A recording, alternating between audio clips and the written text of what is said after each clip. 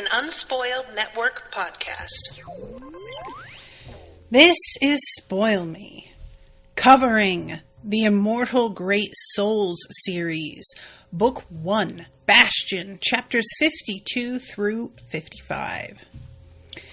In these chapters, I knew it was all going a little too well. I didn't think it would go in the direction that it does. And I am really bummed that Scorio has managed to completely alienate Naomi. Scorio, bud, you have got to get your shit together. Welcome to Spoil Me.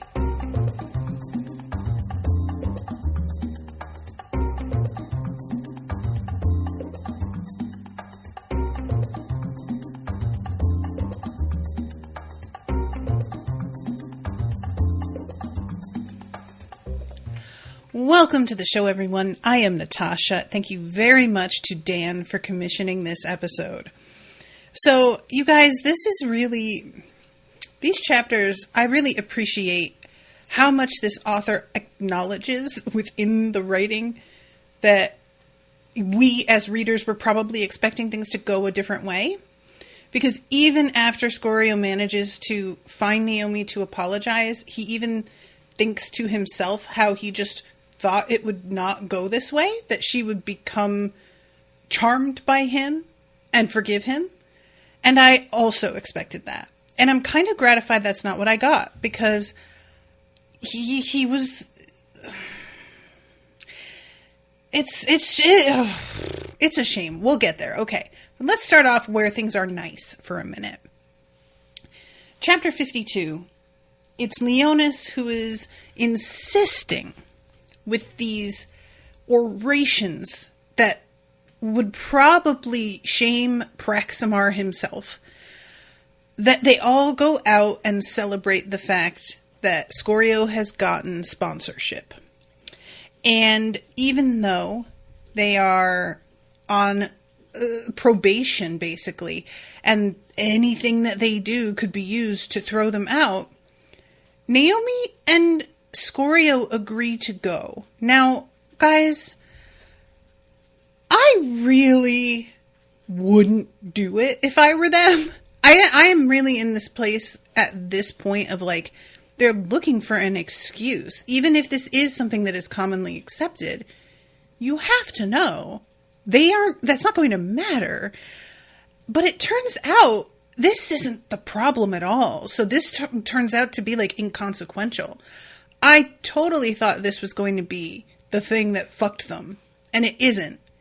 So, eventually, they agree, and Leonis is just talking, like, the way that he manages to get them out there is he talks about family and what binds us together, and what is the point of doing all of this? Then what is, like, if we're not actually living our lives, if we're not actually enjoying ourselves? And look, Leonis, I get you. I appreciate, bruh, that you're out here being like, I'm going to take the fall for this. But the thing is, ultimately, you don't have any control over that. And that's the part that I got frustrated by with Leonis.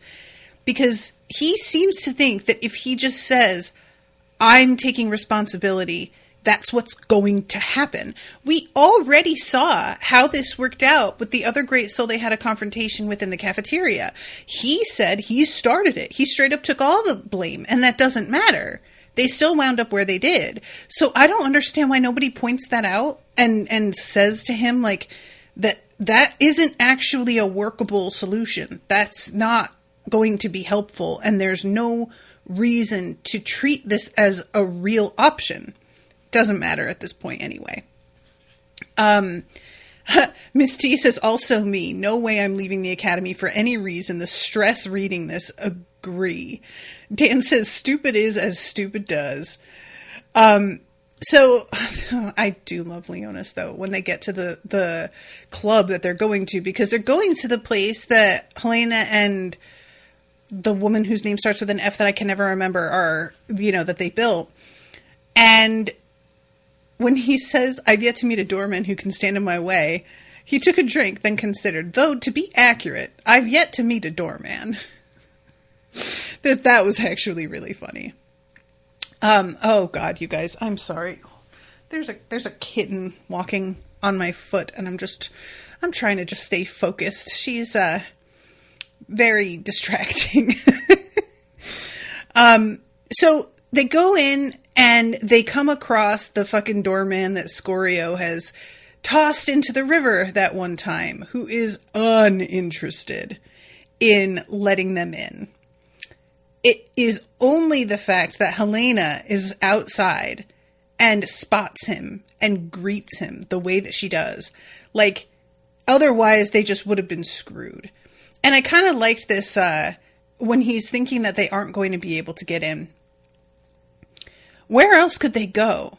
Any bar would do, any venue, but there was a symmetry to celebrating at the Flame that appealed to him, to seeing Helena and Phaon again. Phaon, that's her name. Showing them how far he'd come. And fully agree, I also felt this way, and I really like the fact that, you know, he's just kind of in that headspace. And she's so glad to see him and, like, ushers him inside, meets everybody. And then there's this, like, wonderful moment where he is brought forward. First of all, Phaon is actually nicer to him than I expected, but apparently enough time has passed that she considers bygones bygones. But then we finally get to see Mimic, and I was so delighted at how things had worked out for him. I had said when he dropped Mimic off and left that I hope that Mimic, like, plays for them and becomes famous or something. And that's like, you know, he's not famous, but he's doing great. Like, he's in a really good spot. He is feeling very indebted to Scorio and insists on, like, buying rounds for them all night, calls him his benefactor. It's so sweet, you guys. It made me so happy.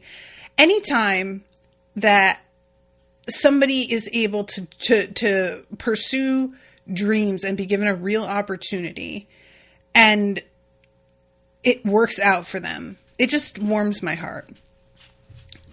So we have them dancing and drinking, and things are sounding great. I will tell you what, though. There was a moment. Scorio laughed. The crowd closed, and he turned, eyes closed, allowing his thoughts to finally stop, to just be.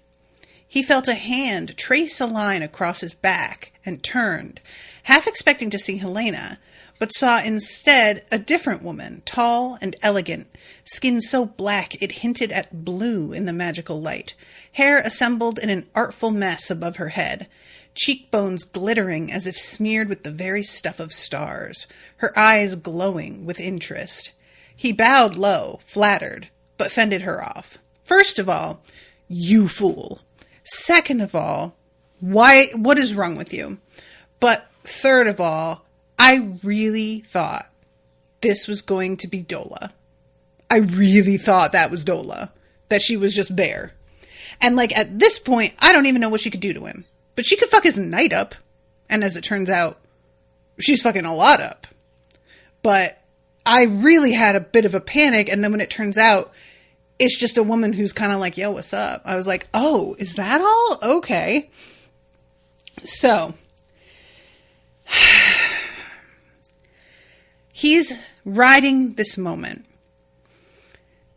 He wanted to imprint it upon his memory, to crystallize this emotion, this feeling, so that no matter what happened next, he could return to it.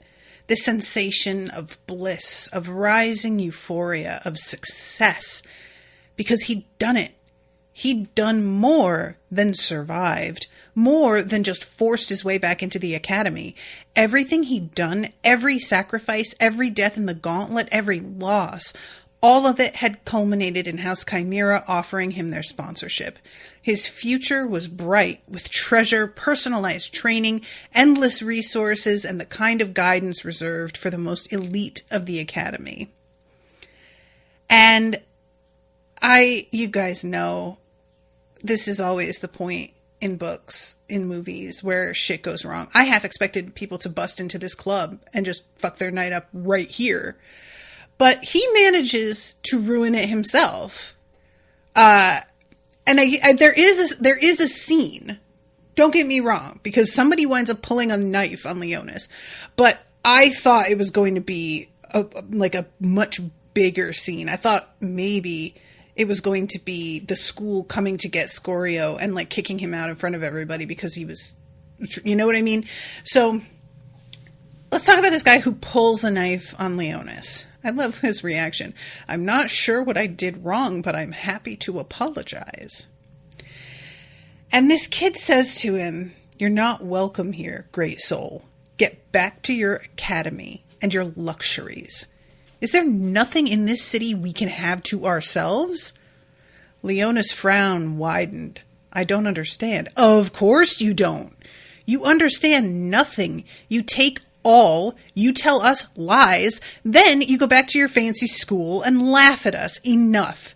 Your time is coming to an end. Get out of here." Rumbles of assent came from the crowd that had gathered around them, though Scorio saw that the majority looked confused and frightened. So this is when Phaon steps in and is like, "Hey, you don't get to tell people to fucking leave. It's not your club. It's actually my club. Funny story. And you're leaving. So fuck off." And he tries to do the, like, the great souls don't belong here. And she's like, "No, you do not belong here." And what he says as he leaves is, "Word'll get out that this is a place for great soul lovers. Music won't stop this place from burning when the time comes." Yeah, said Phaon, unimpressed. Look, I don't want to be thinking this is what's going to happen, but she really doesn't take this seriously, and I feel like how publicly she slapped this guy down is going to get his ego riled up, and he is going to feel even more pushed to do something stupid. That's my concern here. And it's weird because, like, and I'm not saying that this is even unrealistic. It's actually really realistic. But what I think is so funny is how much this writer will set up something and then sort of shelve it for a little while. And there's a part of me that is wondering about it, but also there's so many other things going on that it's not like upsetting me that we're not talking about it.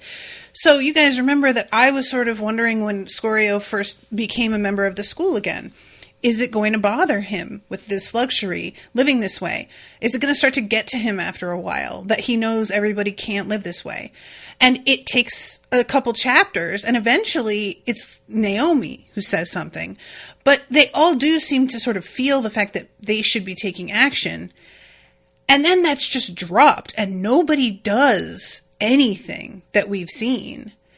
And it's interesting to me how completely that has been sidelined, and I'm not even mad about it. Like I said, he has had a lot of really intense stakes happening that have been taking all of his focus. Yes. However, we have had them going out and having good times and stuff. We have had moments of freedom when they could have been doing something for people, and they haven't done that. And considering the way that people responded immediately after, I love that her name, I never actually have said it except when reading a quote, but Imogen the Woe is I just love that name so much. But after she showed up, the energy of everybody on the street, I feel like, should have sunk in a little bit more. And it's such a surprise to them all, the way that they are being accused of things here. And I'm like, guys, you don't have your finger on the pulse at all, kids. And it's really funny because in their school, they have a similar gripe with people who are really high up on the food chain getting all of the resources, and it being a self-fulfilling prophecy that they are able to get to where they go. And finding out absolutely everybody is capable of like using mana, but they aren't given the opportunity to do it.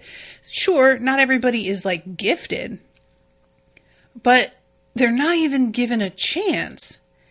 It doesn't feel like we're maximizing our fighting forces here. What are we doing? You know? And it's just wild how they can be so angry within their own circle about something that is actually a little bit more about ego than anything, and then be bewildered when these people are actually fighting to survive. I mean, you guys fucking tune in, dude. Anyway,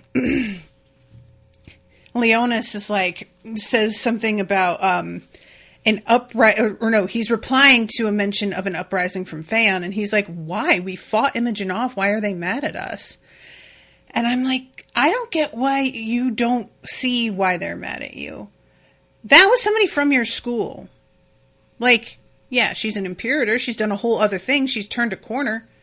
But she used to be one of you. And now she's out here destroying the city, and that feels like your fault. I don't think that's a great leap, and it's weird that they don't seem to get that. And maybe there's something else going on. Maybe it's not even that, and I'm just totally misinterpreting.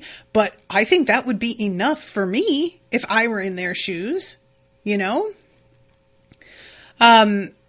So eventually we get to the moment where he has like a back and forth with Phaon first. And she basically like asks him, are you still trying to get to the Raskor Plains? Like joking around.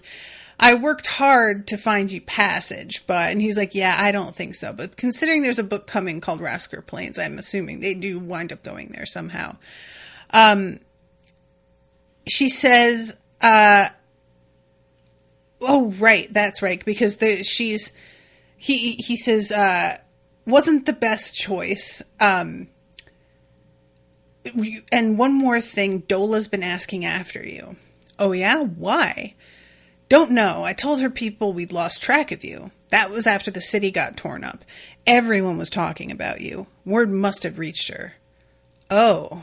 Scorio considered, but he was too elated to hold on to the thought. That life's behind me. I was like, dude, I thought she was right here just a second ago.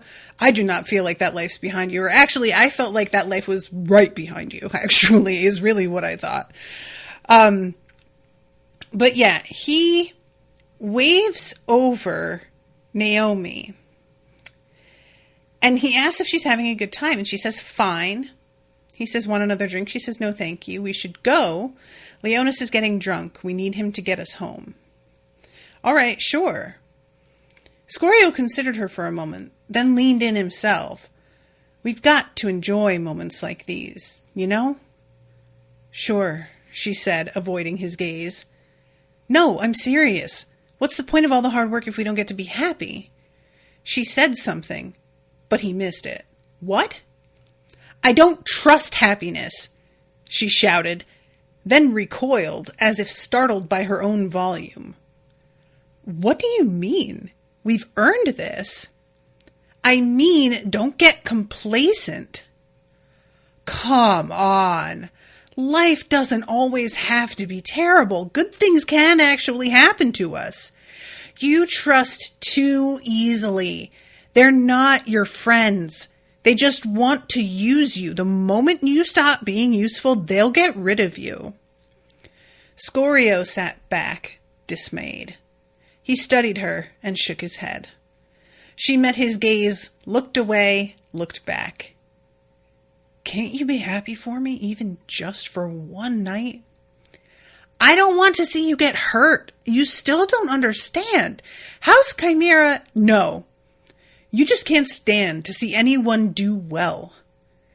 We don't have to be miserable all the time. Just because you don't trust anyone or anything and don't want to take advantage of the Academy's opportunities doesn't mean I shouldn't. By the 10 hells, Naomi, sometimes we're allowed to just enjoy life for a damn second. Her eyes went wide and she stood up. You're being naive. I'm trying to warn you. The danger is real. Damn it, Naomi. He raked his hands wildly through his hair. His rage came rushing to the fore, and he glared at her, incensed. Stop pretending you're still in your tower. Or is that it? Can you not stop? Are you going to be stuck in that room forever waiting for it to fall? She stared at him, startled, face pale, then stepped into the crowd and was gone. So, this is one of my favorite kinds of arguments. I have like touchstones that impress themselves upon my soul of when something's done particularly well. It will start to be like the standard that I reference. And what I want to reference here is the fight in the final season of Succession between Tom and Shiv. If you haven't seen Succession, I cannot recommend that show enough. It's some of the best acting and best writing anywhere. And it's about terrible people, and you've got to like just accept it with your soul that this is the world, which is not great. But it is so entertaining, and it is so like the characters know each other so well, and that's why they're able to hurt each other the way they are. And arguments like this, where both people kind of have points, but they're coming at it from a really unkind, impatient, uncompassionate place. It's just my fucking jam. It's everything. Because this is human nature. And I had one of the worst fights with a friend that I ever had. She had cheated on her husband and like just kind of like was in a place where she was blowing up her life. And she was watching me like figuring out what I was going to do about Brendan. And I wasn't leaving, but I was talking to Owen, and she was really judgy about, like, she left her husband after cheating on him. She told him, and she was just like, this isn't working. And the fact that I was talking to Owen, I hadn't met him even. I hadn't done anything, but she was very, very judgy about it. And yet she also clearly resented that I was doing some creative stuff, especially with the podcasting, that was beginning to be successful. And she was stuck in this shit job that she had been saying she was going to leave for like 2 years. And we had a fight where she threw it in my face that I was being dishonest and taking advantage of Brendan. And I threw it in her face that she was being a coward who had opportunities that she refused to take and then blamed everybody else for being unhappy. We were both right. She was completely right to call me out. But we stopped speaking for months. Just straight up cut each other off. I actually blocked her number on my phone. So eventually, like months and months later, after I had moved down here, I was thinking, God, now I'm here. Like, she was fucking right. And I texted her and I was like, girl, I'm sorry about that. You were right. And she texted right back. Oh my God, I'm so glad that you texted me. I was just thinking about texting you. You were right too. I have a new job. And you know, this is the thing. Naomi, I said last episode, Naomi knows more than you, dude. You are not giving her any respect for having been through this shit that you don't know about. She doesn't need, like, this is the thing where I'm coming from, and I think it's something that people have trouble sort of giving, like, language. But sometimes you need to believe somebody's experience was real and believe that their judgment is good without them having to explain their entire backstory to you. And I feel that Naomi has been proven correct so many times that the fact that he is not seeing what she's saying here is really, really frustrating. However, this wasn't the time for her to tell him to watch his back and not be happy. you are correct, Naomi, about everything. But here, when he is having like his first success of a type that's like very, very substantial, just let him have this night and just shut up just for tonight, you know? And also, and this is the harder one, and it's honestly, in a lot of ways, the wiser and better option. But it doesn't feel like the wiser and better option. But that option is to let your friend fuck up. And it sucks. This is something that like I always think about in regards to becoming a parent. Because you have to watch your child fuck up. That's what life is you just fuck up and then maybe it goes okay eventually again. And you have to just let them figure that out. You can't control everybody. You may know for like with 100% certainty what they're doing is a mistake. Ultimately, it's their life. And if you have made your feelings clear already, then there's nothing more to be done. And she has. She's made her feelings clear a lot. So I really appreciate that she's trying to protect him. I believe her. And that means that she actually cares about him, which is very meaningful considering how hard it is for her to open up. But she was hurt so badly that she is trying to almost retroactively control what happened to her. Which is fucking parenthood, so I hear. And that doesn't work, girl. What happened to you happened. I'm sorry, but you can't undo it, and it's over. And you may have to stand by and watch him just get crushed. And I know that sucks, and I hate that too. But this is the way it goes sometimes, man. So, like, and the way that he just, like, loses it, it was unfair. He was really unkind. He definitely needed to apologize. But I also feel like she could maybe have apologized a little. I don't think that it was 100% on him. I think that maybe she needs to learn when the appropriate time is to have this sort of attitude, and she just never really turns it off. And that's valid if you want to live that way, but this is what's going to happen sometimes because people take things in a certain way depending on the context. You really should be more careful about that part. So, anyway, we start chapter 53. And, oh, sorry, Dan says, I'm still suspicious that there's something more about Naomi managing to awaken her heart as a non-great soul we don't understand. Dan, I am getting there. Trust me, we are on the same page with this. It's sort of weird, though, because we're not. Like, you read ahead. You know what's coming. I don't. But I clock it. So, okay. She goes back to the ruins, as we find out. She has not returned, which I really didn't want to think that this fight was that bad, that she would just bail the way that she did. But at the same time, he basically, like, threw in her face the thing with the tower that she told him in a vulnerable moment in confidence. And that was just a particularly gross way to, like, come at her. You know, you don't weaponize the secrets of your friends against them. It's just very mean-spirited in a way that's not helpful to anybody and not even necessarily true. So,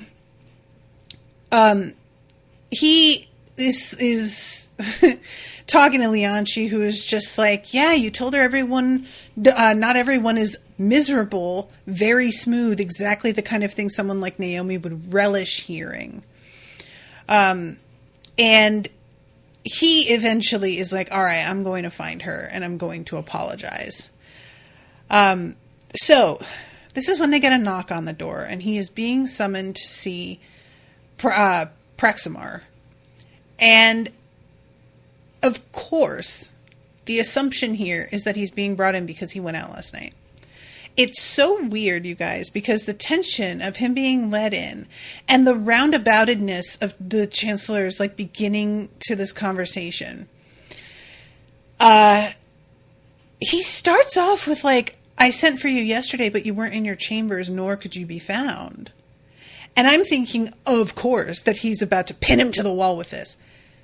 And then he just says, oh, don't be alarmed, Scorio. You're hardly the first Cinder to wish to celebrate such a momentous event. I remember slipping out of the academy when House Hydra sponsored me. What a night that was. I'd probably dislocate my hips if I attempted those same excesses today. No, don't worry about that at all. And I was just like, what? Like, it made everything worse, actually. Somehow, like, I knew that this would be perfect ammunition.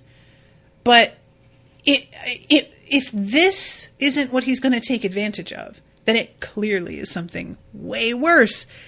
Because Praximar has it out for Scorio, and that's just the end of that story. There is no other way this is going to go. So the only reason he would jovially wave it aside is because he has a way bigger bullet.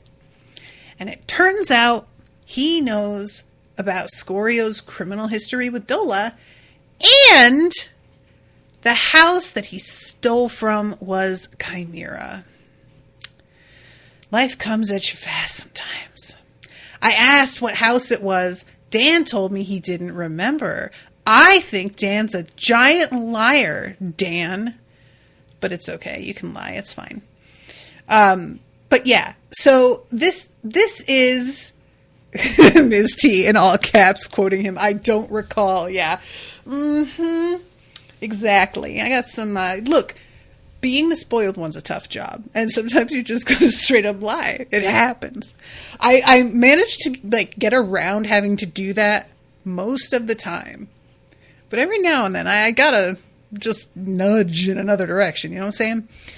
So this whole thing boils down to Praximar saying, if I just let it pass, this shit could come back and then everybody would know that I let it slide, that we have criminals in the academy, and it will fuck up Chimera's reputation. But if I toss you out, I'm going to have to explain to everybody how a criminal was even allowed to like come in here and get a sponsorship, which is embarrassing. So I'm going to offer a third option. You agree to lose your next bout in the tournament and also agree to get no farther than the 6th room in the gauntlet, if you can even get that far. And you don't push to reach Emberling until you're flushed out of the academy along with the rest of your cohort's lower half. And then, well, you can do as you wish as a member of House Chimera. And Scorio tries to say you've got no proof. Praximar postures that he does, but later Scorio's like, even if he didn't, he could get somebody to say whatever. Like, it wouldn't matter. Because ultimately, the conclusion that he and Leonis and Lianchi come to is that there isn't recourse. The way the structure of this government and this universe is set up, there are no higher authorities that you can take this sort of issue to and have it be actually treated as an unbiased issue. It's all politics and who's going to get what out of what. And so people like this thrive in that environment because it's impossible to like stamp them out in the kind of, and this is honestly the way our government works, where we pretend that we have checks and balances on things. And then you can watch how those checks and balances simply stop applying to people who are above a certain pay grade. And it just, all of a sudden, it's not an issue anymore. And that's where they're at with this. And this is when he remembers Kayla coming in, who I was like, I don't remember who Kayla is, but she is one of Dola's people. And I had thought that might be. So I was like, I don't remember what I even thought was going on at the time when he saw her. I don't remember if I even made a guess. But evidently, this was Dola reaching out to him to let him know who the fuck he had in his school now, because she had heard about Scorio and the way he had been accepted back in. So, Praximar is so, like, he's practically coming, telling him all this. Like, he has the biggest boner right now. He is feeling the position that he is in and is just savoring it. It's so gross. He's just, I hate him so much. So, he says, he says, you'll not expel me if I refuse? Why bother? I've heard from Hera and can sense myself how weak your heart has become. Like all hot-headed youths, you mortgaged your future for brief success today.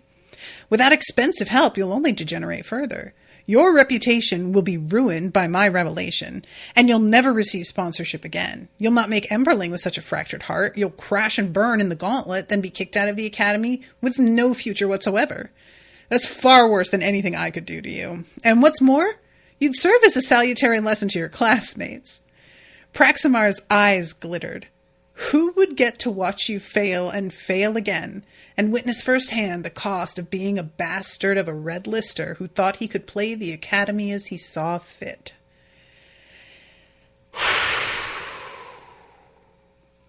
Scorio stands up and has a moment of just, I'm going to kill him.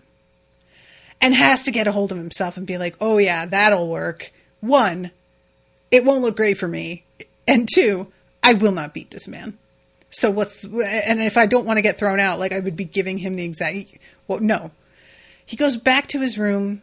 Immediately they see that something is really wrong. And he explains. And I'm going to tell you guys something that may sound hopelessly naive. And it might be. But the thing is, in a situation like this, I kind of feel like you gotta just go for it because it's the only other option. And that is, go to Chimera yourself and tell them. That's never even mentioned as an option. And I don't get why not. Because that's what Praximar is holding. That is his weapon, is the knowledge that you did this thing.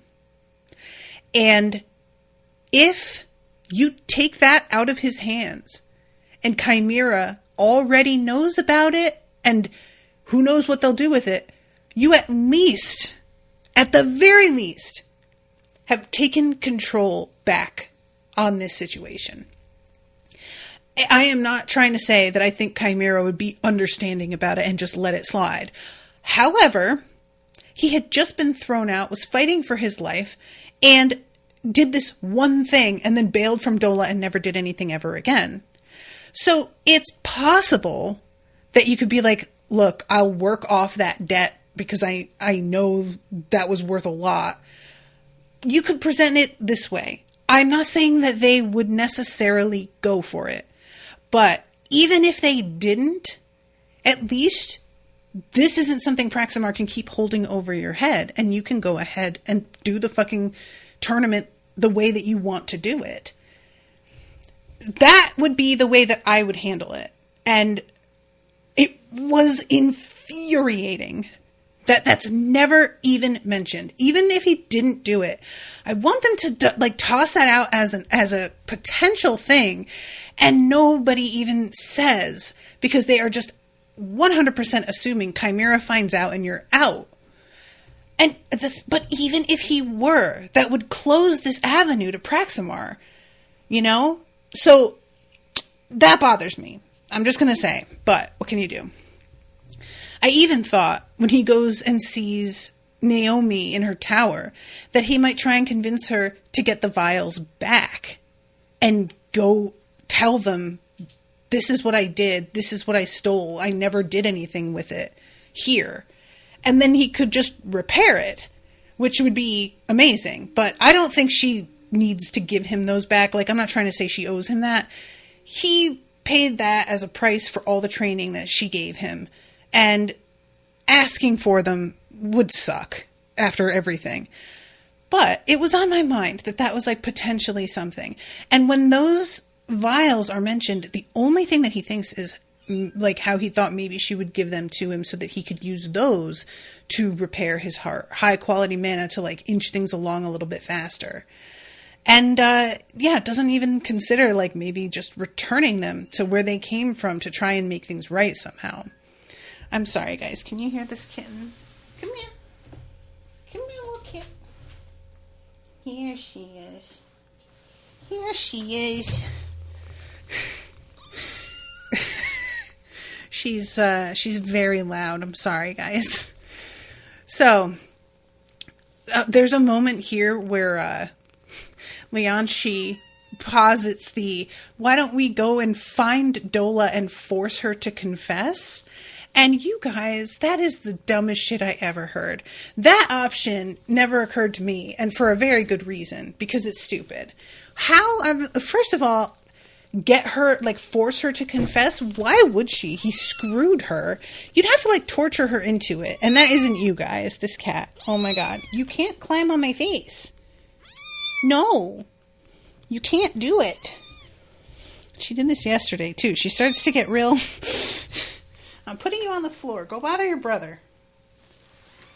Yeah, I know. Sorry, guys.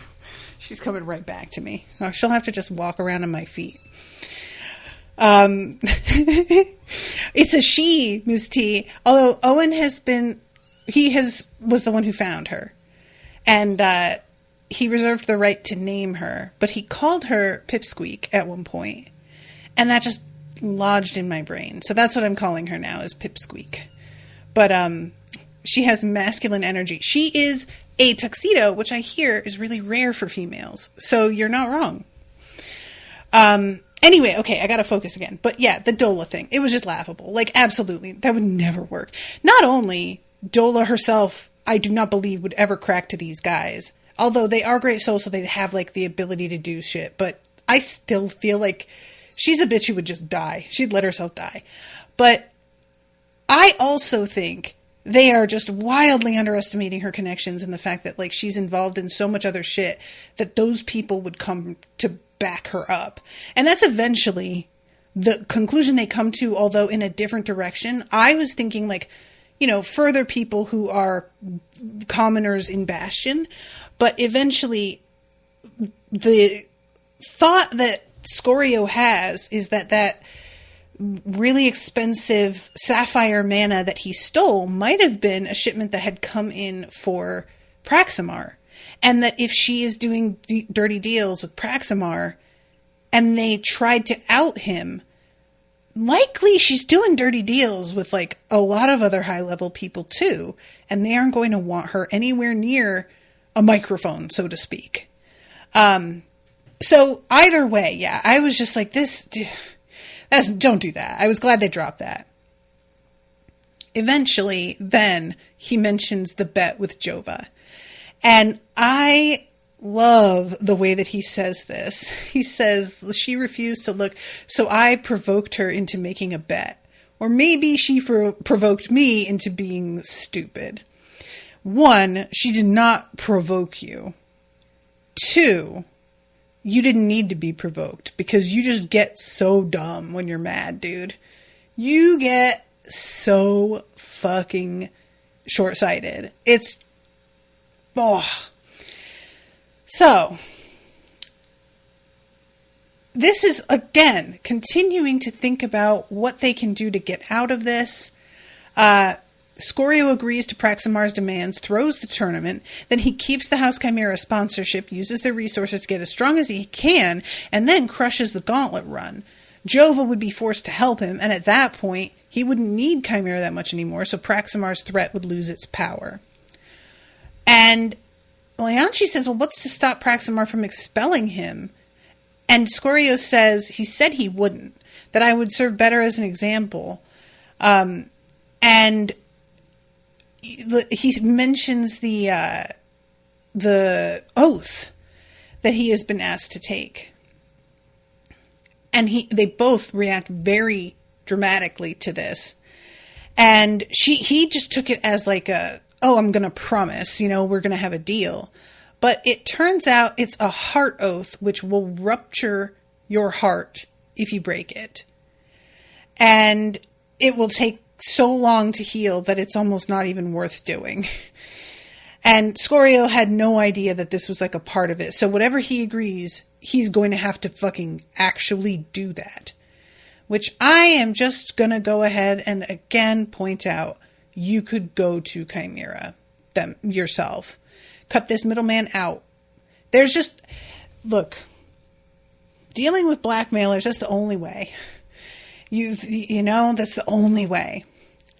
So, let me go to chapter 54. They've searched the ruins, haven't found her. Eventually, he goes to her tower. It looks like she hasn't been here. He has a lot of, self-loathing thoughts here. And considering just what a piece of shit Praximar is. And just watching everything that had been promised to him slip through his fingers. And he's just in a fucking corner.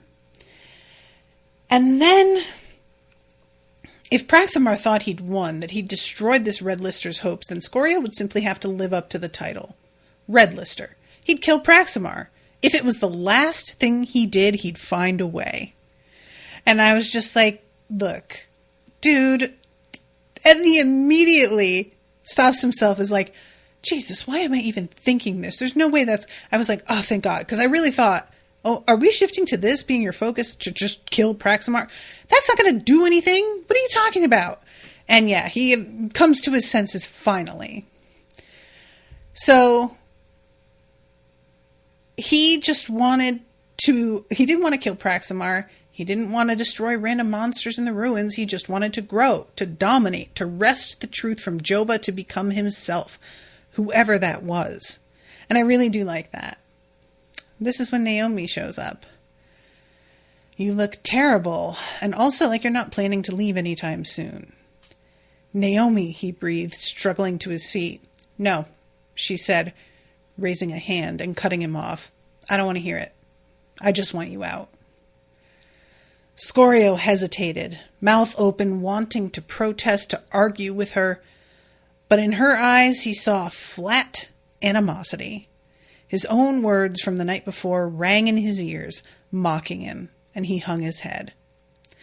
Look, like I said, he does need to apologize, but I just want to remind everyone that she is saying to him about Leonshi and Leonis, they aren't your friends, they're just using you. I just feel like that was a pretty cruel fucking thing to say too. And I don't feel like there's any mention of this. And it's just a fucked up thing to say to somebody, And it's not based in any evidence of these two's personality, who they are as people. There is nothing to support that. It's only what happened to her that she is using to inform this. And not it's one thing when she's talking about her experience with Feng. She met this person. What she says happened, I trust. But she's making a judgment call about these other two as well in a way that's really brutal and not based in anything. Anyway, he starts to leave, and I really thought, is this gonna be a place where they really break off? And for a moment, when she speaks out and says they screwed you, didn't they? I was like, oh, okay, we're gonna have a moment. But no, he winds up leaving without her anyway. And that just took me very, very by surprise. And she says, I warned you, but you wouldn't listen. You were such a fool. The moment they allowed you back into the light, oh, how you ran up to them like a scorned pup, tongue wagging, eyes bright with adoration, pills and elixirs, a hot pool, a chance to sit in on some classes, and everything they'd done to you was forgotten. You're just like every other reborn great soul, convinced of your own divinity. I thought your experiences here in the ruins would have changed that, given you some insight into the nature of this world, but no. All it took was one crooked finger, and you forgot it all in exchange for what? A chance to be a house's latest pet. Scorio frowned, looked back at her over his shoulder. You went running too. I was like, no, he did not. Just say that to her. She transforms into her nightmare form and says, I went because of you, which only makes me the greater idiot. And he turns around and says, no, not true. She lifts him off the ground. What would you know, pup? Like me, you dream of power. You want power to determine your future, to defend yourself, and you thought there was a chance to wrest some of it from the academy, to use it, just like I did. Then we were both fools, she whispered, stepping back toward her doorway. Both fools. There is nothing for us at the academy but abuse and control. It's a slaughterhouse, and every student a heifer they're fattening for the cull. Maybe, but you know as well as I do, that's where the power is. Out here, scraps.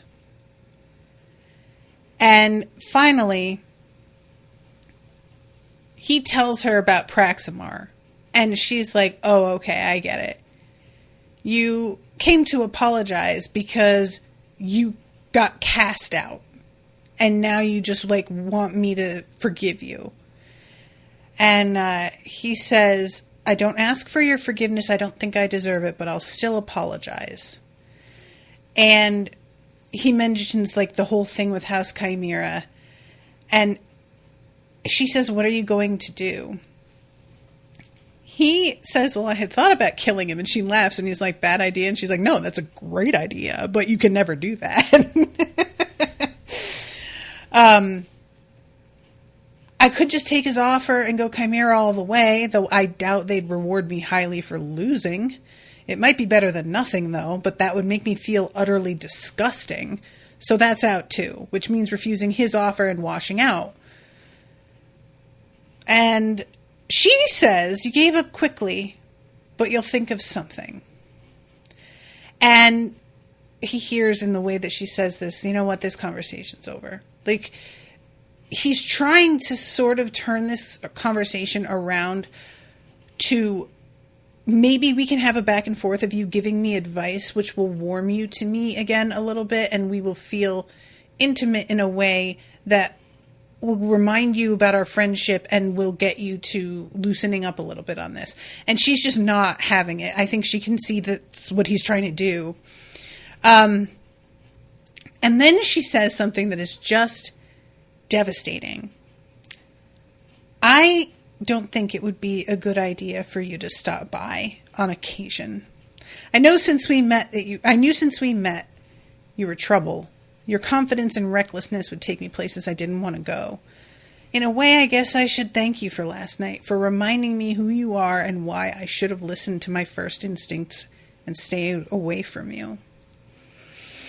That is really fucking rough. She is blaming him for everything, and there is no reason for that. What are you're not getting kicked out, and yeah, maybe they are trying to find a way to get rid of you, but you are managing to take advantage of some of the things at the academy. It's not like you just got screwed.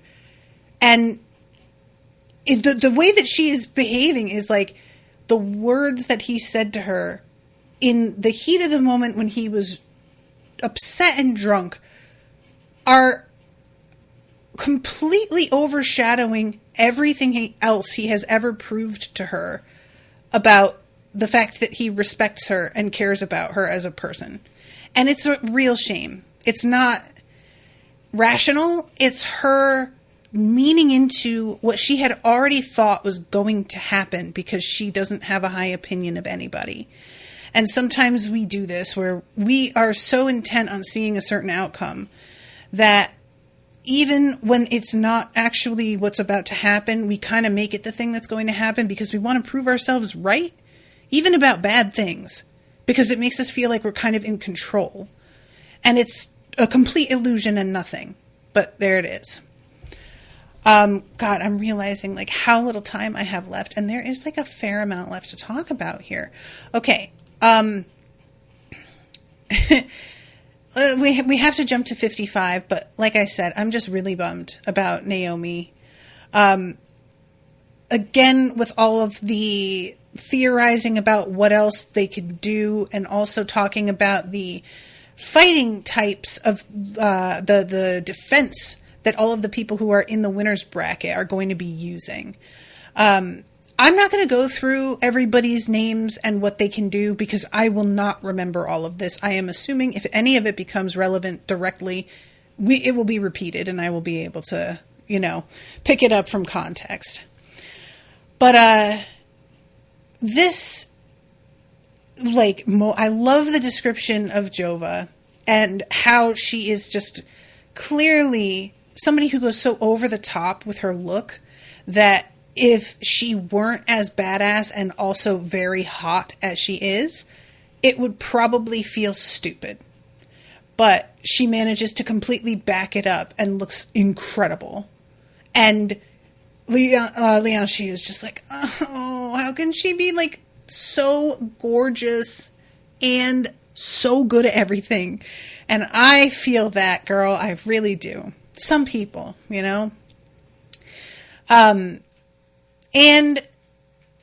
we have a little, Lianshi talking about her journals and the fact that she has been going through them trying to find out about the trials, and every version of her has decided that she's not going to write about them and that she has to find out for herself. And I bet every one of her reincarnations has also done what she does here, which is swear that this time she will write it down. I bet you won't, though. So, again, speeches, and then we have this fight with Jova Spike. And it's Jova Spike versus Masamak. And this dude, Leonis really seems to be under the impression that Jova Spike is about to get a run for her money. And Lianshi, who is a fangirl, Lianshi is to Jova Spike as I am to Beyonce. Lianshi is like, honey, no, she's just wearing him out for a second. This is doing nothing to her. She barely felt that. And I'm just going to say, I don't have to go through this whole fight. Jova puts this kid down, and it's not like it happens instantly, but it happens with the kind of lack of drama on her end, with all of the drama on his end, that makes it feel almost anticlimactic that she is just dominates him so utterly. It's terrifying. And that's really what Scorio comes away with, is he sees that she took almost no damage at all, because her power is evidently that the more somebody injures her, the more strength she gets from it, which is just that feels very unfair, but whatever. And this Scorio has a real moment of I totally fucked myself. There is no way I'm beating her. How do you fucking even do that? If she takes less damage, the more damage she takes, that makes her just invulnerable. And Lianshi's like, well, there has to be something, but they're thinking it through and it's not clear what that would be. And Leonis says, well, she also almost lost to Masamak. No, said Lianshi. I think she let him hurt her just to hurry things up. Oh my God. That's so scary. She just literally yeah. This is powering my shield right up. Keep going. Oh my God, brutal. And so yeah, Scorio's really having a crisis here. And eventually asks them for some time by himself because he just needs to think. His poor head is in circles around his head. And I love that Leonis eventually is like, it's fun, kind of funny actually. The more damage she takes, the less damage she takes. And you are kind of like somebody, the moment you tell you can't do that, you're like, I'll fucking do it then. Which is like a little bit similar, that the more somebody oppresses you, the more you like dig and find a way to fuck them. And I do like that alignment. And like I had said before, Jova, I think, found out something about corruption that Scorio had also found out. And that they are actually like winding up on the same side. But there is something about the way they have planned all this that makes it so that she is on top and looks clean.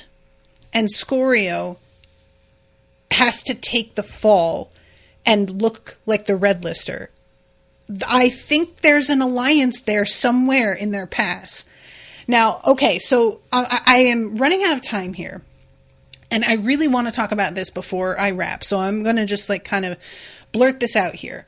But this thing Dan pointed out earlier about being suspicious, there's something more about Naomi managing to awaken her heart as a non-great soul that we don't understand. Here's what I think. I think that Praximar knows that Scorio found out something that will absolutely ruin him and the entire system of the way the great souls are reincarnated.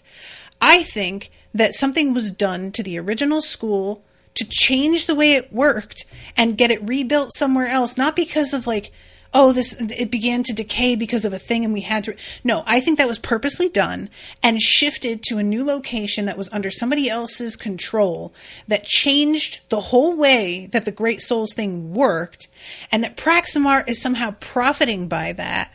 And he knows if Scorio gets his memories back, he is fucked.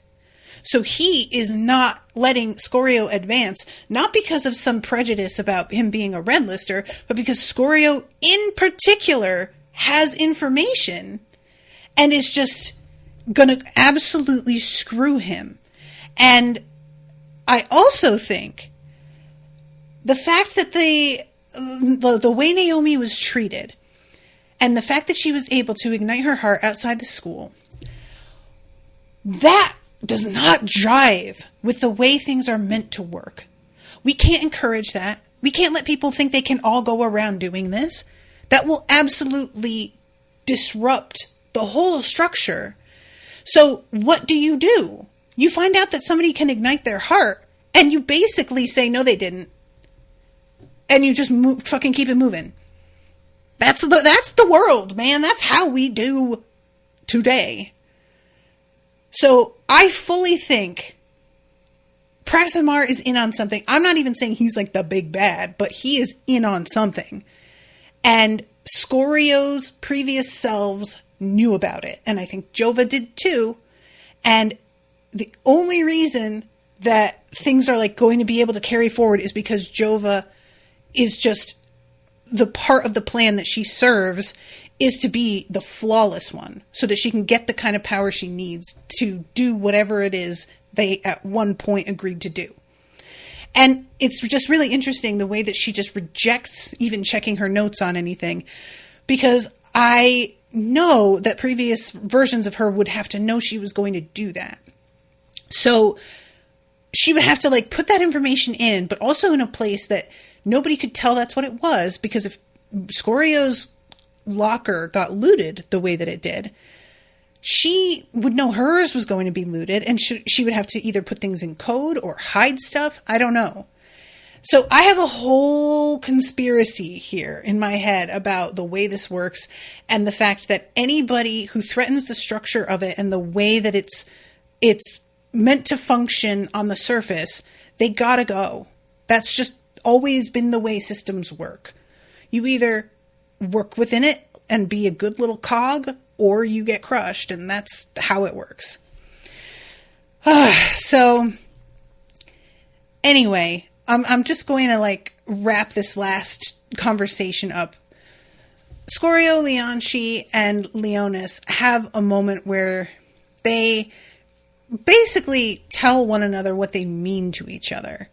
And Scorio gets quite, like, moved by this. He's getting teary-eyed and everything. And Leonci tells them about a journal entry that she wrote. We are reborn without family, without past, without a sense of identity or knowledge of our former hopes and dreams, but our sole blessing is that we are not reborn alone, and each and every time can choose our friends, can choose our families, which is really sweet. And she mentions Asha here and is like, I don't know why she spurns us. And I had forgotten about Asha. She kind of distracted me at the beginning because I wondered if something was going to happen with her. And it's interesting that she's just been completely out of it this whole time. And I expect her to somehow turn back up, but I don't know in what context that would happen. But yeah, so they all just, big group hug time. Scorio saying, you guys are the best thing that happened to me. And yeah, eventually, I gotta be by myself, guys. I've got to think things over. I'm just going for a walk. With a little luck, I'll have a plan in place for tomorrow's 8th day, and I'll let you two both... I'll tell it to you over a delicious meal. Fine, said Leonci, not sounding pleased at all. At least promise to keep your suicidal behavior to a minimum. And, he actually doesn't promise anything. And he says earlier that he wasn't going to promise anything. She's like, don't do anything stupid. And he's like, that's not something I can promise, right? So Scorio says, I aim to hit Emberling before my next fight. Means you've got a week, said Leonis. You can do it, said Leonci. One way to find out, said Scorio. And he turned left as they passed through the archway, just as his friends turned right and left them behind. He took the left-hand path, kids. So, yeah, these were really, really interesting chapters. I am really enjoying this book. I am so curious where we're going with this. And I also really want him to just go to Chimera and tell them. That feels just ballsy enough to work. I feel like he could do it. I think he could pull it off and still get their sponsorship. I really do. Maybe I'm lying to myself, but... All right. I'm going to wrap this up. Thank you guys again so much for joining me, for the patience with the crowdcast getting fucked up, my kitten interrupting all of that.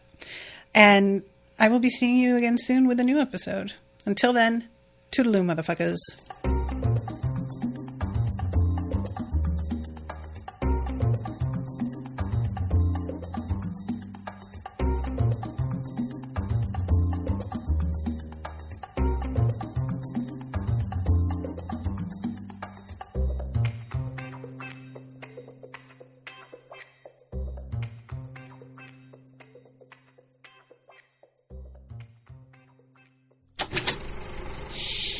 That was an Unspoiled Network podcast.